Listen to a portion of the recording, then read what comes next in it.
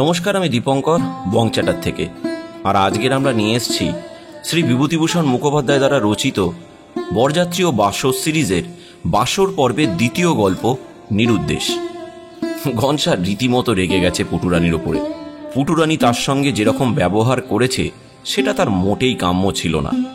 তার জন্য ঘনশা কি করতে চলেছে আসুন শোনা যাক। শুরু হচ্ছে বরযাত্রী ও বাসর সিরিজের বাসর পর্বের দ্বিতীয় গল্প নিরুদ্দেশ।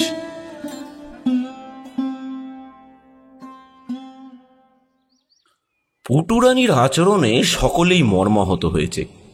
ওই এক ফোঁটা মেয়ে, দেখলে মনে হয় ভাজা মাছটি যেন উল্টেও খেতে জানে না। তার পেটে এই জিলিপির প্যাঁচ, এত বড় একটা কুটচাল চলে বসল। ত্রিলোচন বলল, চাল এক্ষুনি ভেঙে দিতে পারা যায়, ঘনশা ইচ্ছে করছে না তাই। বোধহয় ইচ্ছে করাবার জন্যেই ঘনশার দিকে চাইল। ঘনশা বলল, এমন এক্কা দিতে পারি না যে। গোরাচাঁদ বলল, তাই দে ঘনশা, যেন চিরকাল মনে থাকে। এমন একজনের পাল্লায় পড়েছিলাম বটে। গণেশ তাচ্ছিল্যভাবে নাকটা একটু কুঁচকে বলল, ঘনশা মশা মেরে হাত ময়লা করে না। খানিকক্ষণ সকলে চুপ করে রইল। একটু পরে রাজেন বলল, গরিব রাজেনের একটা কথা কানে তুলবে কি? সকলে সপ্রশ্ন দৃষ্টিতে তার দিকে চাইল। ত্রিলোচন জিজ্ঞাসা করল, কি কথাটা শুনি? রাজেন বলল, পুটুরানি গণেশকে ভালোবাসে বলেই জব্দ করতে চেয়েছে, এইটা বুঝতে পারছিস না? কে গুপ্ত কি যেন বলতে যাচ্ছিল। রাজেন একটু বিরক্তভাবে ডান হাত উঁচু করে বলল, আপনি দয়া করে থামুন না মশাই, একটু সায়েন্সের ছাত্র, এসব আপনি বুঝবেন না। এ গ্যাসও নয়, ইলেকট্রিসিটিও নয়।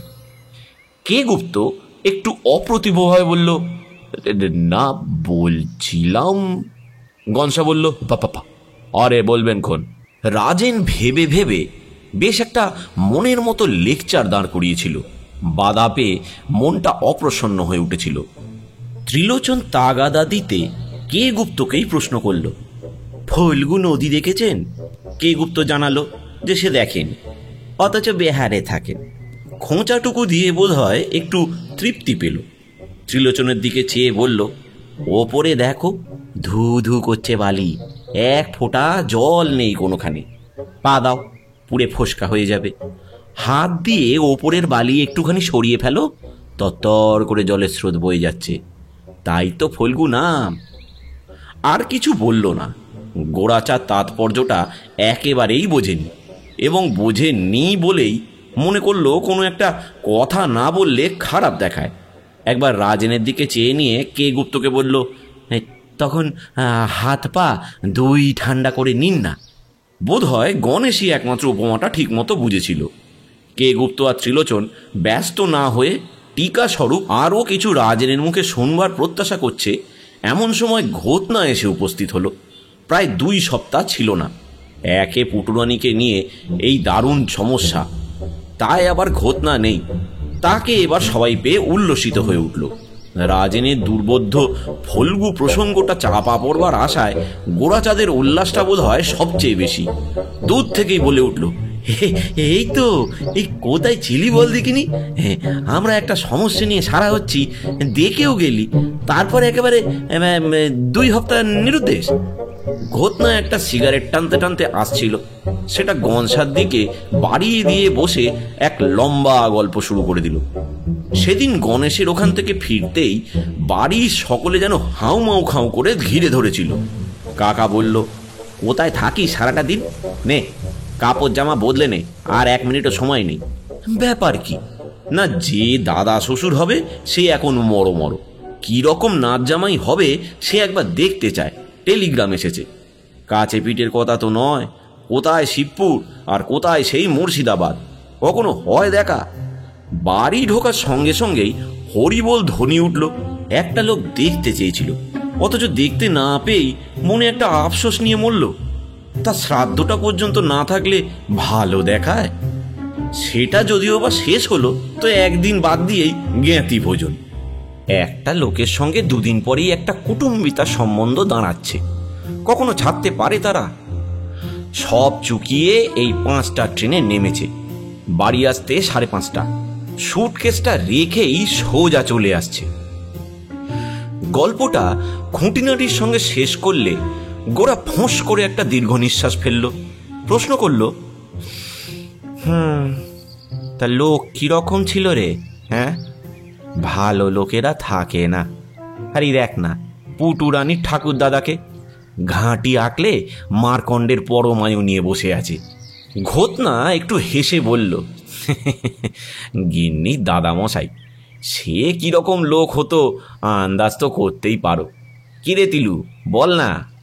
ত্রিলোচন রগ দুটো টিপে মাথা নিচু করে বসেছিল, যেন নিদ্রা থেকে উঠেছে এইরকম ভাবে মাথা তুলে বলল, হ্যাঁ কি বলছিস? আমি এক বর্ণ শুনিনি ভাই। গনসা বলল, শুনিনি মানে ঘুমাচ্ছিলি নাকি?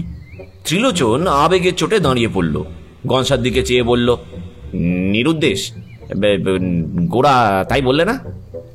আমার তখন থেকে কথাটা কানে লেগে গেছে, বুঝলি গনসা, বুঝলি? তুই নিরুদ্দেশ হ, গনসা, আমি বলছি। আকস্মিক ভাব পরিবর্তনে সকলেই বিস্মিতভাবে তার দিকে চেয়ে রইল। ঘোতনা বলল, এই লোকটা খেপে গেল নাকি? নিরুদ্দেশ হবে কি রে? ত্রিলোচন সত্যি নিজের খেয়ালে মেতেছিল, সেইভাবে দাঁড়িয়ে থেকেই বলল, হ্যাঁ, নিরুদ্দেশই হতে হবে। বাহ, এই ऐसा আইডিয়া গোরা মাথায় সাঁত করে ঢুকিয়ে দিলে না। ওহ, নিরুদ্দেশ, এক ঢিলে 2 পাখি যদি না মারতে পারি। তোরা বাজে কথা কইছিলি, এদিকে আমার সমস্ত প্ল্যান ঠিক করা হয়ে গেছে। গনসা বিরক্ত হয়ে উঠছিল। ত্রিলোচনের ডান হাতটা ধরে একটা টান দিয়ে বলল, তো ওই বোঝ এগিনি ঠান্ডা হয়ে, তোর হেলি বা কি আর পাপা আকি বা কাকে বলছিস সেটা তো আগে শুনি। সেবারে পাপা আঁকা দেখার প্ল্যান করে তো প্রায় এলে টেনে তুলেছিলি। ত্রিলোচন বলল, আরে এক পাখি হচ্ছে তোর মামা, ঘোতনার মতো অতদিনও গা ঢাকা দিতে হবে না। মেরে কেটে 1 হপ্তাহ কোথাও ঘুপটি মেরে বসে থাক। বাপ বলে ডেকে যদি বিয়ে না দেয় তো ত্রিলোচনের নামে একটা কুকুর পুষো। হ্যাঁ, আর দ্বিতীয় পাখি তোমার প্রাণ পাখি শ্রীমতী পুটুরানী ওরফে মৃণালিনী দেবী। যদি রাজেন যেমন বলছে ভালোবাসে বলেই জব্দ করবার ফিকির করেছিল, তো নিরুদ্দেশের নামেই ফিকির ফন্দি যে কোথায় চলে যাবে, 7 দিনও লাগবে না। 3 দিনেই যদি বাড়িতে মরা কান্না না তোলে তো তখন বলো ত্রিলোচনকে, বিরহের মতো কোঁতকা আর দ্বিতীয়টি নেই বাবা, বাপের নাম ভুলিয়ে দেয়। দেখতেই তো পাচ্ছি, মেয়েদের পক্ষে তো আরও। সকলে চুপ করে রইল। একটু পরে ঘোতনা বলল, তা নিরুদ্দেশ হয়ে যাচ্ছেই বা কোথায়, আর খাবেই বা কি?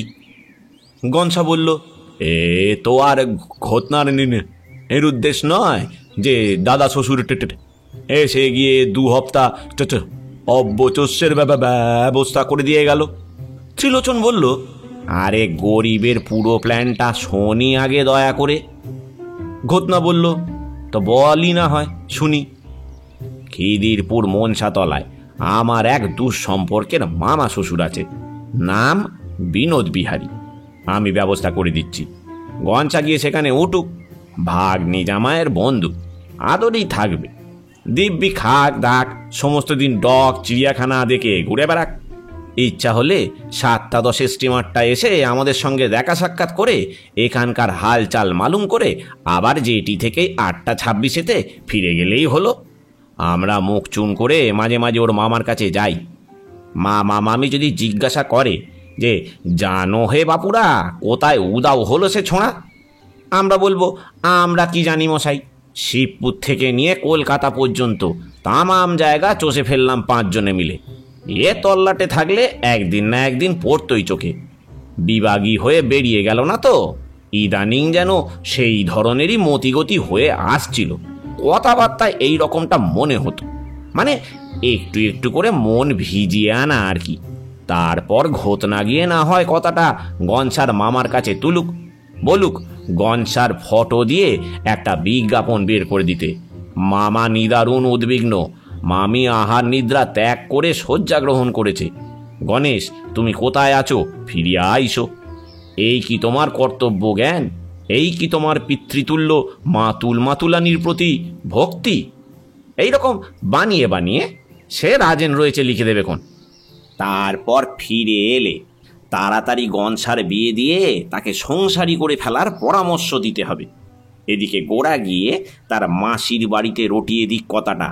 এখান সেখান হতে হতে সেটা পুটু রানীর কানে গিয়েও উঠুক। যদি দেখা গেল রাজেন যা বলছে তাই ঠিক, মানে বিরহটা পুটুরানীকে শক্তিশালের মতন লেগেছে, তো তার সঙ্গে কথাবার্তা পাকা করে ফেলবার ব্যবস্থা করতে হবে। নয়তো গনসার জন্য অমন কত শত পুটুরানী হা পিত্তেস করে আছে, কোনো না কোনো এক জায়গায় গেঁথে দিলেই হবে। এই হচ্ছে আমার প্ল্যান, এবার ভেবে দেখো। বলে আস্তে আস্তে পকেট থেকে একটা সিগারেটের ডিবা বের করলো। সকলে চুপ করে বসে রইল। ত্রিলোচন দেশলাই জেলে সিগারেটে অগ্নি সংযোগ করলো। ঠোঁটের এক পাশ দিয়ে খানিকটা ধোঁয়া ছেড়ে বলল, মামা যে রাজি হবে তার গ্যারেন্টি কি? ওই তো, মামা না দেব্য না ধর্মায়। বেশ, তাহলে মামি রয়েছে, তাকে ভুজুং ভাজুং দিয়ে শয্যাশায়ী করে তোলা ও খুব একটা শক্ত ব্যাপার হবে না। তখন ভাগ্নের জন্য না হোক, পরিবারের জন্যেও তো। রাজেন বলল, আমার মত যদি জিজ্ঞাসা করো তো মামাকেও নেমে আসতে হবে। যতক্ষণ চোখের সামনে রয়েছে ততক্ষণ যাই বলুক আর যাই করুক, নিরুদ্দেশের নাম শুনে কি আর নিজের কোট ধরে বসে থাকতে পারে? গায়ে মানুষের চামড়া আছে তো নাকি? বোনের ছেলে, সে বোনও আবার বেঁচে নেই। রাগ করে ভাত খাওয়া তো নয়, একেবারে নিরুদ্দেশ, শুনলেও শিউরে উঠতে হয়। ঘটনা বলল, আরও একটা ভেবে দেখবার কথা। সম্পত্তির ওয়ারিসান তো এই গনছা, সে নিরুদ্দেশ হলে এত বড় সম্পত্তিটা জামাইয়ের পেটে যাবে, সেটা কি বোঝে না নাকি ওর মামা? এই দেখি সিগারেটটা দে তো। একটা টান দিয়ে তার হাতে সিগারেটটা দিয়ে ত্রিলোচন বলল, এখন গণেশ কি বলে সেটা শোনা যাক। কিরে গনসা? গনসা সংক্ষেপে বলল, ওদিকেও সেই মামা তো। এই সাদৃশ্যটা কেউ অতটা মিলিয়ে দেখেনি। প্ল্যানের মধ্যে অত বড় একটা খুঁত রয়েছে দেখে সবাই যেন কেমন একটু নিরুৎসাহ হয়ে চুপ করে রইল। একটু পরে ত্রিলোচনই কথা বলল, তাহলে পরিচয়টা আর একটু খোলসা করে দিই, দেখবি কিরকম আটঘাট বেঁধে এগুচ্ছি আমি। খিদিরপুর আলিপুরের মধ্যে বিনোদ মামার মতন খালিফা লোক আর দ্বিতীয়টি নেই, বুঝলে? একলা মানুষ, এই লিকলিকে চেহারা, কিন্তু এমন কাজ নেই যাতে বিনু মামার মাথা খোলে না। জুতো সেলাই থেকে চণ্ডীপাঠ পর্যন্ত যে কোনো কাজে লাগিয়ে দাও না কেন, পরিপাটি করে সেরে দেবে। অর্ডার সাপ্লাইয়ের কাজ আছে, হোমিওপ্যাথি, ইন্স্যুরেন্সের দালালি, কন্ট্রাক্টারি, আরে দরকার পড়লে খিদিরপুরের কুলিদের খেপিয়ে ধর্মঘট পর্যন্ত করিয়ে দিতে পারে। ঘটকালিও করে মাঝে মাঝে, কুষ্টি ঠিকুজি বানাতে পারে। অদ্বিতীয় বলে কালীঘাটে যাত্রীদের একটা হোটেলও আছে, আর মকদ্দমায়ও মাথা লাগায়। আলিপুরেও তাবর তাবর কাউন্সিলেতে যেসব মকদ্দমার হদিশ পায় না, বিনু মামা একবার শুনে নিয়ে। ঘটনা বলল, আমার একটা কথা মনে হচ্ছে, ওই মামা হচ্ছে এই মামার দাবাই, কণ্টকে নইব কণ্টকম। কে গুপ্ত এতক্ষণ চুপ করেছিল, প্রশ্ন করল, তিলুবাবু দেখেছেন তাকে, নাকি তার বাড়ি গেছেন? ঘটনা সঙ্গে সঙ্গে প্রশ্ন করল, আপনি জর্জ দি ফিফথ কি প্রেসিডেন্ট উইলসনকে দেখেছেন? তার বাড়ি গেছেন? তারা কি তাহলে নেই? বাড়ি ঘরদরও নেই তাদের, রাস্তায় রাস্তায় ফ্যাপা করে ঘুরে বেড়ায়। দলের মধ্যে গণেশের পরেই ঘটনা স্থান। তার কাছে এত বড় একটা সমর্থন পেয়ে ত্রিলোচন একেবারে উৎসাহিত হয়ে উঠল। একটু নড়ে চড়ে বসে বলল, আরে আমিও তো সেই কথা ভেবে রেখেছি, না নুকিয়ে একটি একটি করে বিনোদ মামাকে আমাদের সব কথা বললেই হলো। তারপরে বলে ধরে পড়া, এই একটা আপনি বিট করে দিন। আরে দেবেই, এদিকে যে আবার বড্ড পরোপকারী। রাজেন বলল, হ্যাঁ, তাই আবার কুটুমের বন্ধু।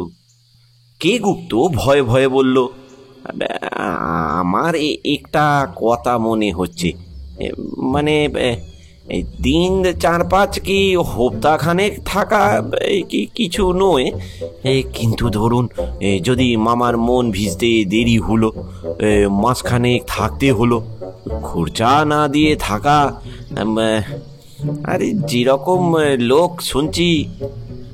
রাজেন, গোরাচাঁদ, ত্রিলোচন একসঙ্গে বলে উঠল, এই নেই কখনো খরচ? কি একটা ধরনের কথা বলে! আরে কুটুমের বন্ধু, আর আর তার অভাবী বা কিসের? হ্যাঁ। গনসা নির্লিপ্ত ভাব আনবার চেষ্টা করে একটু বিরক্তভাবে বলল, আরে আর উপকারী। অনেক রাত্রি পর্যন্ত আলোচনা হয়ে অবশেষে নিরুদ্দেশ হওয়াই ঠিক হলো। পরের দিন আর হয়ে উঠল না। চৌধুরীদের বাড়ি একটা বড় কাজ ছিল। পরিবেশনটা সামলে দেওয়ার জন্য তাদের থাকতে গনসাকে বলে দেওয়া হয়েছিল। তারপরের দিনও নয়, গোরাচাঁদকে সামলাতেই কেটে গেল। তৃতীয় দিন বেলা আন্দাজ 2টোর সময় সকলে খিদিরপুরে এসে নামল, কে গুপ্ত ছাড়া।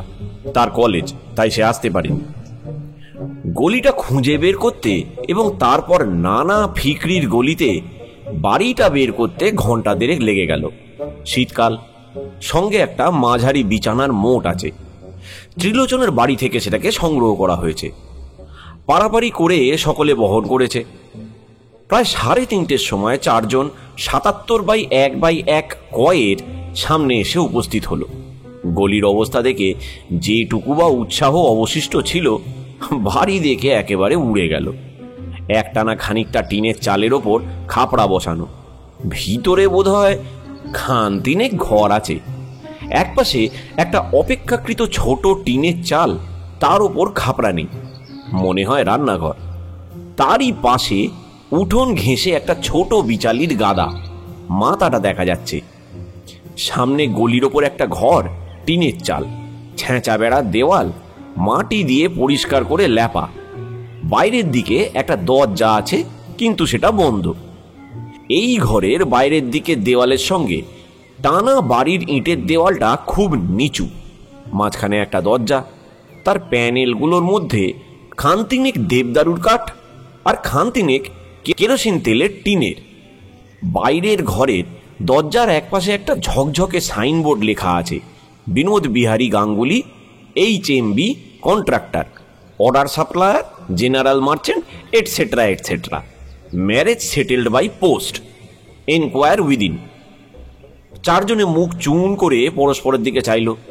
ত্রিলোচন কাঁচা গলিটাতে ঢোকা অবধি কারোর মুখের দিকে চাইতে পারেনি। সদর ঘরের দরজা দুটোতে আঘাত দিয়ে বলল, মামা, বিনোদ মামা। উত্তর না পেয়ে আবার ডাকলো, বলছি কি, মানে গাঙ্গুলি মশাই। কোনো উত্তর নেই। ঘটনা বলল, বলছি কি, ফিরে চল, ভালোই হলো, যা অবস্থা দেখছি। ত্রিলোচন ফিরে যাওয়ার কথায় জিজ্ঞান্বেষু নেত্রে গনসার দিকে চাইল। গনসা বলল, ওর ছাদ থাকলে তো দেখা করবে, মার্টিনের বড় বড় সাহেবের বাড়ি এনে তুলেছিস না। ফিরে যাওয়ার জন্য সকলে ঘুরেছে। গোরাচাঁদ বিছানার গাঁটরিটা কাঁধে সবে তুলেছে। একটি মাঝ বয়সী লোক এসে সামনে দাঁড়ালো, প্রশ্ন করল, কাকে যাও? অত্যন্ত রোগা, গাল রগ তোবড়ানো, কণ্ঠস্বর রস্য, খর্বাকৃতি নাক। বিনোদ গাঙ্গুলি এগিয়ে এসে দরজার কাছে দাঁড়িয়েছিল। ত্রিলোচন গিয়ে মিনতিস্বরে বলল, আগে মানে আমাদের সব কথা আপনাকে একটু শুনতে হবে দয়া করে, মানে খুনিও নই, ফেরারিও নয়। একবার বাইরের ঘরটায় চলুন না, একটু বাইরের ঘরটা খুলুন, শুনে তারপর না হয়। একটি ছোট মেয়ে দরজাটা খুলে দিল। আচ্ছা, সদর দরজার সামনে গিয়ে দাঁড়াও গে, বলে বিনোদ গাঙ্গুলি ভেতরে গিয়ে অর্গল বন্ধ করে দিল। ঘটনা চাপা গলায় বলল, এই এখন সব কথা না বলে উপায় নেই, বুঝলি। একটা ভুল খেয়াল নিয়ে রইল যে, যেমন মানে সাইনবোর্ড দেখছি, এই ফ্যাসাদে ফেলতে পারে, অত রকম কারবার নিয়ে থাকে এরা প্রায়ই। এমন সময় গাঙ্গুলি সদর দরজাটা খুলে বলল, এসো, কিন্তু চটপট, আমার আবার সময় নেই। গনসার গেল না, বাকি সবাই ভেতরে গিয়ে একটা চৌকির ওপর বসলো। ঘটনা গণেশকে যতদূর সম্ভব নিরীহ এবং গোলক চাটুর্যকে যতদূর সম্ভব শয়তান রূপে চিহ্নিত করে প্ল্যানটা আগাগোড়া বলে গেল। বিয়ের কথা অবশ্য চেপে গেল, বলল, গনসা বেচারি চায় চাকরি করে ভদ্রভাবে জীবন ধারণ করতে। মামা বলে, তুই বসে আমার নুনের গোলার খাতা দেখ। এই নিয়ে মত বৈষম্য আর কি।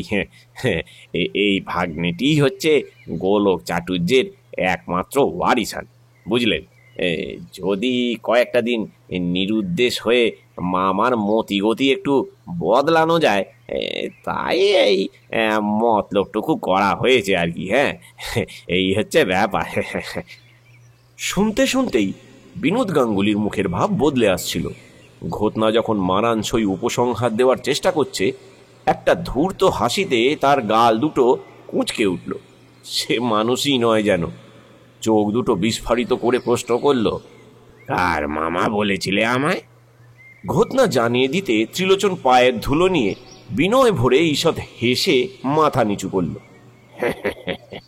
বেশ বেশ, এই কাল সিটের চক্রবর্তী মশাই। হ্যাঁ, তা তিনি কি না বুঝে সুঝেই জামাই করেছেন? হ্যাঁ, বড় আনন্দ পেলাম ভাগ্নে জামাইকে দেখে।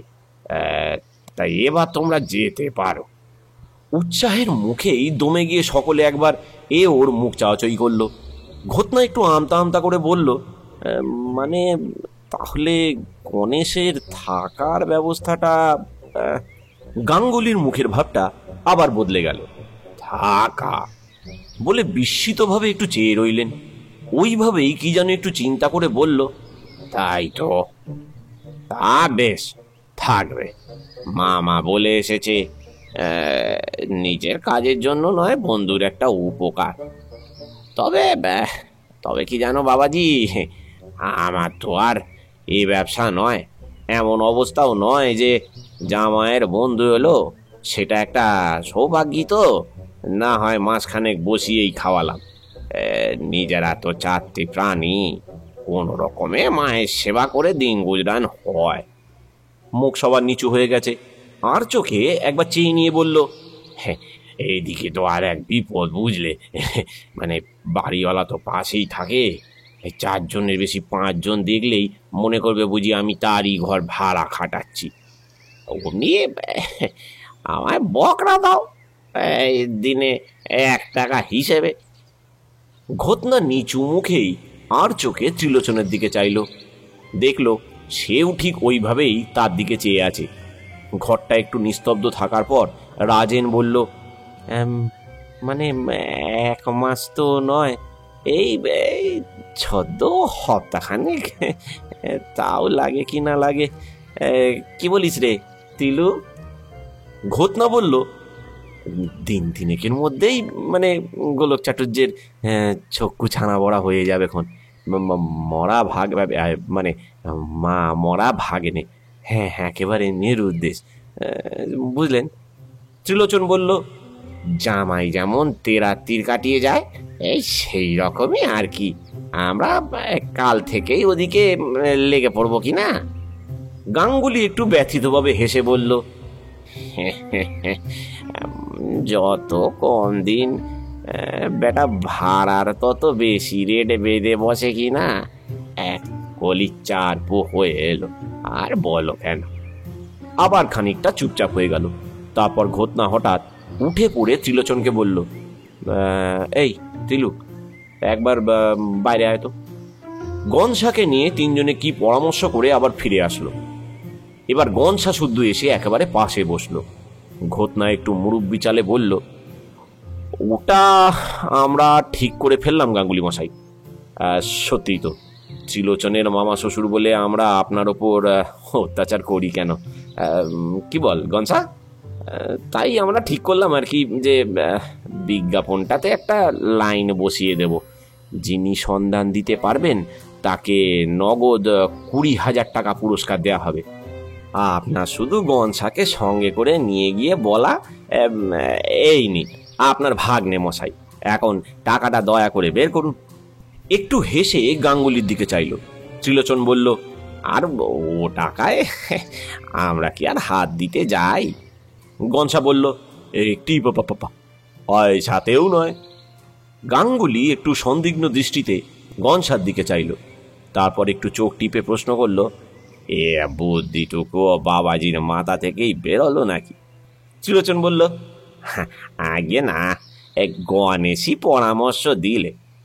গাঙ্গুলি আবার একটু হেসে গণেশের দিকে চাইল, কিন্তু কম করে ধরলেও 10 রকম মতলব খাটিয়ে খায়। তাতে প্রত্যহ অন্তত 100 রকম মানুষের মাথায় হাত বুলিয়ে খেতে হয়। আরে এরা তো শিশু, এই ধরনের নগদ 200 দিয়ে ভোলানো গেল না।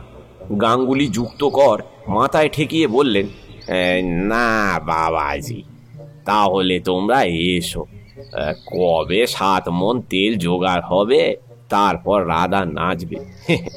এ ব্যবস্থায় গাঙ্গুলি নেই, আর থাকবই বা কোথা থেকে?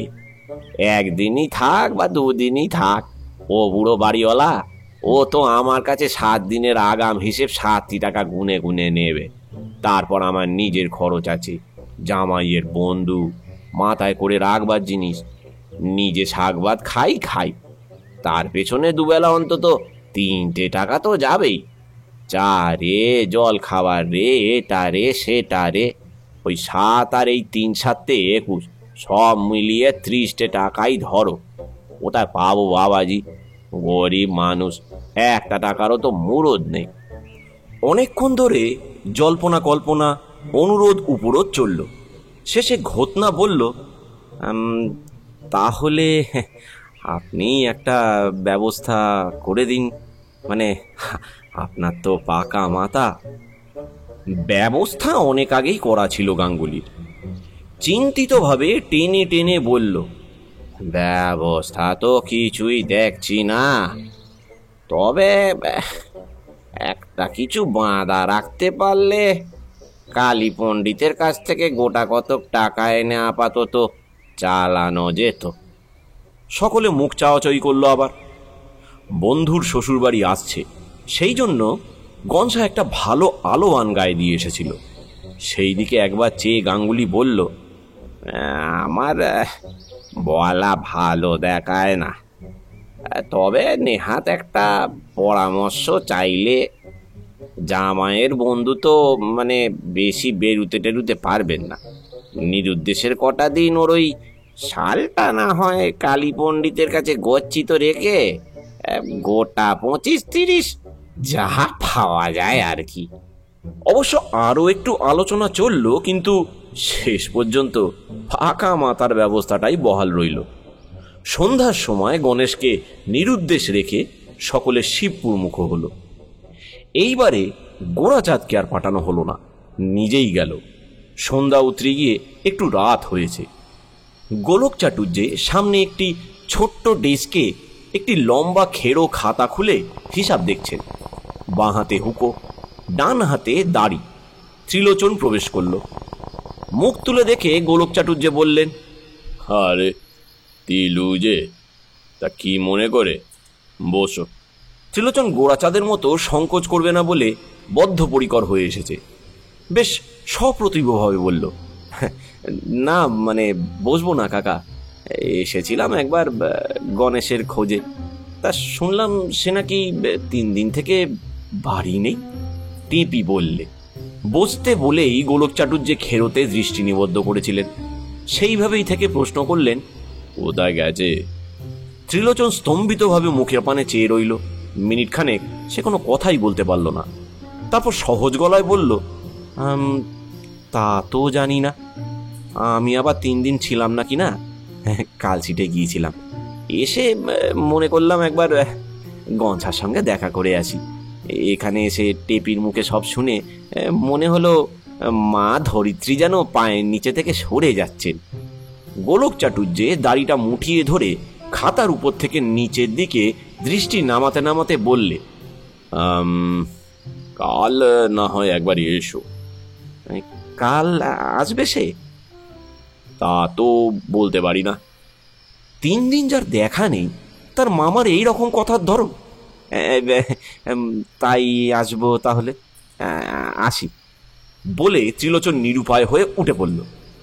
দুয়ার পর্যন্ত গিয়ে আবার মনের জোর সংগ্রহ করে ফিরে এসে বসতে বসতে বলল, মামা, একটা কথা হঠাৎ মনে হতে ফিরে এলাম। মানে নিরুদ্দেশ হয়ে যায়নি তো? যেরকম দিনকাল পড়েছে। কি রকম দিনকাল? ত্রিলোচন অত ভাবেনি, শুধু কথাটার জোর দেওয়ার জন্য বলে বসেছিল। স্খলিত কণ্ঠে বলল, দিনকাল মানে মানে কলিকাল আর কি। এমন দেবতুল্য মামা ছেড়ে। কোনো কথা নেই। ত্রিলোচন বসে বসে খেরোয় 2 পাতা হিসাব মেলানো দেখল। শক্তি সঞ্চয়ের আশায় কপালে ঘাম জমে উঠেছে, তবুও আসল কথাটুকু বলে উঠতে পারছে না। অবশেষে কোনো রকমে গলা দিয়ে ঠেলে বের হলো, কেন যে এমন মতিচ্ছন্ন হলো, মানে আমি বলছিলাম কাগজে একটা বিজ্ঞাপন দিয়ে দেখলে হয় না? গণেশের একটা ওই মানে ফটো দিয়ে। সে কি বিজ্ঞাপনে ধরা দেওয়ার ছেলে? যেন দাবা খেলা চলছে। প্রতিপদে মার খেয়ে ত্রিলোচন পরিশ্রান্ত হয়ে পড়েছে। বলল, মহা ভাবনায় পড়া গেল দেখছি। ভাবনার আবার কি আছে, সাবালক ছেলে। খেরোর একটা পাতা উল্টিয়ে চশমার মধ্যে দিয়ে আর চোখে ত্রিলোচনের দিকে চেয়ে বলল, কচি ছেলে তো আর নয়, তো ভয়ের কি আছে? হ্যাঁ, তা তো বটেই। তাহলে কালই একবার আসবো না হয়, বলে ত্রিলোচন উঠে পড়ল। দরজার কাছে থেকে আবার ফিরে এসে বলল, একটা কথা আচমকা মনে হতে ফিরে এলাম মামা। মানে আত্মহত্যা করেনি তো? হ্যাঁ, এতক্ষণ মনে পড়েনি আসলে কথাটা। এতক্ষণে গোলক চাটুর্যের যেন একটু টনক নড়ল বলে মনে হলো। আত্মহত্যা বলে একটু চিন্তিতভাবে মুখের পানে চেয়ে রইল। দাড়িটায় ধীরে ধীরে পাক দিতে লাগলো। আশায় উদ্বেগে ত্রিলোচনের বুকের ঢিপঢিপানিটা বেড়ে গেছে। আরো জোর লাগাবার জন্য বলল, তাহলে তো মানে সর্বনাশ কিনা? উৎসুক দৃষ্টিতে মুখের দিকে চেয়ে রইল। গোলক চাটুর্যে মুঠোটা ঢিলে করে ধীরে সহজ কণ্ঠে বলল, না, তেমন সর্বনাশ আর কি। ভুল করে যদি করেই বসে আত্মহত্যা, তো মাত্র একটা প্রাণ, বিয়ে তো আর দেওয়া হয়নি। একসময় হাতের হুঁকোটা নামিয়ে রাখবার জন্য যখন চৌকির ওদিকে ঝুঁকেছেন, ত্রিলোচন নিঃশব্দে উঠে আসলো। এদিকে শিবপুর স্টিমার ঘাটে অন্য এক ব্যাপার চলছে।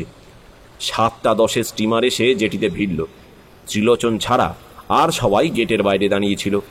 পাঞ্জাবির পকেট দুটোয় হাত দিয়ে একটু কাঁপতে কাঁপতেই গঞ্ছা ধীরে ধীরে পন্টুন বের হয়ে একটু ওপরে উঠে আসলো। টিকিট কালেক্টরকে টিকিটটা দিয়ে কাউকে কিছু না বলে এগিয়ে আসলো। বোধহয় পাছে কেউ চিনে ফেলে, সেই জন্যই প্রায় সমস্ত মুখটা একটা বাদামি রঙের কমফোর্টারে জড়ানো। যেটুকু বা খালি আছে সেটুকু অন্ধকার। টিকিট ঘরের একটু দূরে ইঁটওয়ালাদের একটা ছোট্ট চালাঘর ছিল। গনসার পিছনে পিছনে সকলে সেইটাতে প্রবেশ করলো। কনকনে উত্তরে বাতাস দিচ্ছে। যাবার সময় সেই যে দৈনিক 3 টাকার হিসাব ধরা হয়েছে, সেই থেকে গোরাচাঁদের মনটা আনচান করছিল। গনসার মেজাজের কথা না ভেবে আগে থেকেই কথা পারল। জিজ্ঞাসা করল, এই 3 টাকায় কি কি আইটেম? বারুদে যেন একেবারে অগ্নিকণা পড়ল। তুই জানা খেয়ে খেয়ে মর গিয়ে যা, বেরো এখান থেকে। এলে কোথায়? আমার তার সঙ্গে ও যা পড়া আছে। মামা শ্বশুর, আমার শ্বশুর তো নিজের ঘরে তুলে রাখুক। আর আজ সন্ধে তোরা আসিস নি কেন রে ওখানে? সমস্ত দিন গোটা চারেক ওই ডাটা আর এক বাটি কড়াইয়ের ডাল খেয়ে একটা লোক যে শীতে ই করতে করতে এসে পেরে গেল অঙ্গার হাওয়া। শীতের সঙ্গে রাগে কাঁপুনি আরো বেড়ে গেছে, তোতলামিও। সকলে হতভম্ব হয়ে চেয়ে রইল। রাজেন একটু কুণ্ঠিতভাবে বলল, হ্যাঁ, আসছিলাম সবাই। তিলু বললে আজ তো নিরুদ্দেশের প্রথম দিন, ওর মামা গঙ্গার ঘাটে খোঁজ নিতে পারে, তাই। এর উদ্দেশ এক বেটা শয়তানের হাতে তুলে দিয়ে সবাই মিলে তথা আমাশা দেখছেন। সকালে অরান কাঠের 1 কাপ চা, দুপুরে আড়াইয়ের ডালের সঙ্গে ঘুষ হচ্ছে ইংরেজির ব্যবস্থা করে সমস্ত দিন আর একাই নেই। বিকেলের দিকে যদি একবার এলো তো বাড়িতে গোটা কতক ধমক ধমক দিয়ে সঙ্গে সঙ্গে এড়িয়ে গেল। একটা বাবা অদ্দর লোককে রেখেছিস, আকা খেয়েছিস, তার দুঃখটাই শোন না বাবা। ঘটনা চিন্তিত ভাবে বলল, যখনই অত ফোঁটা চন্দন আর লাল কাপড়ের ঘটা দেখেছি তখনই আমার ধোঁকা লেগেছিল। কি করবি, চলে আসবি? না, বলে এসে কাজ কি, অমন জামাই আদরে রয়েছি। চায়ের নমুনা পাওয়ার পরই জামা গায়ে দিয়ে বেরোবো, দেখি বিবিবে এই চানাটা কখন সরিয়ে রেখেছে। এমন ঝাঁসালো ওদের হাত ছাড়া করবার পাত্র নাকি সে? মেয়েটাকে ডেকে এর করে দিতে বললাম, বললে বাবা মা আনা করে গেছে। ওটম মানুষ রাগ করে চলে গেলে তাদের এই ইঞ্জনকে অচুকাটা করে ফেলবে। রাজেন পকেট থেকে একটা বিড়ি বের করে গঞ্জার হাতে দিলে, ধরা, শীতে তো একেবারে কালিয়ে গেছিস। এই যে উল্টো সমস্যায় পড়া গেল ভাই, এখন উপায়? দেশলাইটা জেলে গনসা উগ্র দৃষ্টিতে রাজেনের দিকে চাইল, বলল, উপায়? আগি মধ্য ওদের চাচা আটটেকেই খুন করে সত্যিকারের নিরুদ্দেশ হব। সে আমি আগে থেকেই করে রেখেছি, একে নিস। হাওয়ায় দেশলাইটা নিভে গিয়েছিল, আর একটা জেলে বিড়িটা ধরালো। বোধহয় চরম সংকল্পের কথাটা বলে মনটা একটু হালকা হয়েছে। চুপ করে কয়েকটা টান দিল, তারপর আবার হঠাৎ চটে গিয়ে বলল, একরকম যে ওচিয়ে বলবো, বিজ্ঞাপনের কি হলো? একে পয়সা নেই, একে 7খানা কাগজ কিনে মুড়ো মুড়ো পড়ে গেলাম ওদয় 7 বার করে। ঘটনা বলল, তিলু কাল তোর মামার দেখা পাইনি বুঝলি, আজ আবার গেছে, এই এলো বলে। কে গুপ্ত বাইরের দিকে চেয়েছিল, বলল, এই ত্রিলোচন বাবুই বোধ হয় আসছেন, ওই যে। রাগে নিরাশায় অপমানে মুখটা এমন করে ত্রিলোচন অবসন্নভাবে একটা ইঁটের ওপর বসে পড়ল যে গনসা পর্যন্ত বোঝাপড়া করার কথা ভাবতে পারল না। সকলে খানিকক্ষণ নীরবে প্রতীক্ষা করবার পর গোরাচাঁদ বিজ্ঞাপনের কি হলো জিজ্ঞাসা করতে যাবে, ত্রিলোচন একেবারে উগ্রভাবে ঝংকার করে উঠল, আমি এর মধ্যে একেবারে নেই ভাই। হ্যাঁ, আর আমায় কোনো কথা জিজ্ঞেস করিসনি কেউ, মেজাজ ঠিক রাখতে পারবো না। সাবালক তো তার নিরুদ্দেশ হলেও ক্ষতি নেই, আত্মঘাতী হলেও ক্ষতি নেই। সাবালক হয়েছে কই, এই বিয়ে দেওয়ার বেলা তো সে কথা মনে থাকে না? তার বেলা চুলদারি পেকে গেলেও না বালকই থাকবে। আবার যদি কখনো আমায় ওর কাছে পাঠাস। রাজেন ধীরভাবে বলল, এত বড় একটা বিপদ ঘাড়ে, এদিকে গনসা খেপে থাক, ওপারে তুই খেপে থাক, তাহলেই হবে। আরে স্থিরভাবে সব কথা বল, শোনা যাক, একটা যুক্তি করা যাক, দুদিকেই প্রবল শত্রু। আরও একটু চুপ করে থেকে ত্রিলোচন সাক্ষাৎকারের বিবরণটা দিয়ে ফেলল। প্রথমে বেশ রেগে, তারপর একটু ঠান্ডা ভাবেই। খিদিরপুরের অবস্থাটাও মোটামুটি শুনল। এই করতেই 8:26 স্টিমারটা এসে পড়ায় আর বেশি কথা হলো না। গনসার হাত খালি, তাই তাড়াতাড়ি ঠিক হলো যে যা সংগ্রহ করা যায় তাই নিয়ে কাল বিকেলে খিদিরপুরে দিয়ে আসবে। আবার এদিকে বিনোদ গাঙ্গুলির সঙ্গেও দেখা করে একটা হেস্ত নেস্ত তো করতেই হবে।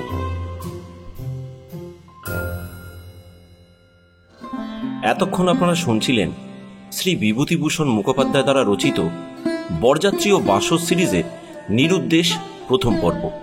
খুব তাড়াতাড়ি আমরা দ্বিতীয় পর্বটিও নিয়ে আসতে চলেছি, কাজেই দয়া করে সাবস্ক্রাইব করবেন এবং অপেক্ষা করবেন। ধন্যবাদ।